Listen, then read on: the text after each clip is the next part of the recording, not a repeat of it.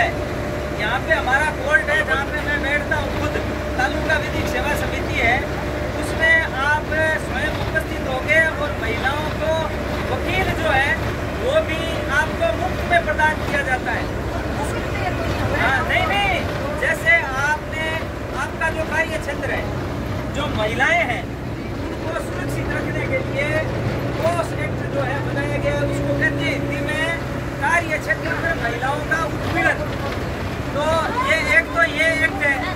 दूसरा एक ये है कि राष्ट्रीय जो लोक अदालत लगती है, राष्ट्रीय लोक अदालत लगती है जिसमें किसी ने, आपके घर वालों ने किसी ने भी जैसे लोन लिया हो, किसी भी परिजन ने या पड़ोसी ने या किसी ने लोन लेके बाद में उसका पैसा नहीं चुका पाया हो, तो आपके पास में बैंक से नोटिस जाता है या कोर्ट से भी नोटिस जाता है।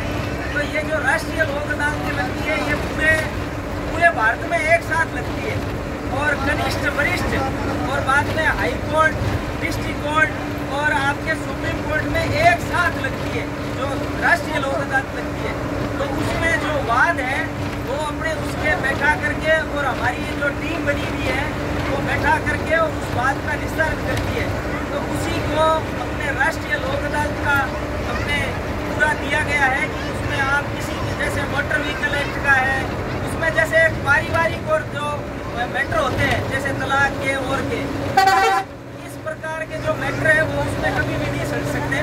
वो उसकी एक क्राइटेरिया है, उस क्राइटेरिया के अंतर्गत जो भी है उसमें अपने निःशुल्क जो है उसमें जो ये परिवार जो है वो अपने निस्तारण हो सकते हैं। इसका मूल कारण ये है कि भारत में करोड़ों की संख्या के अंदर फाइलें पेंडिंग हो रही है।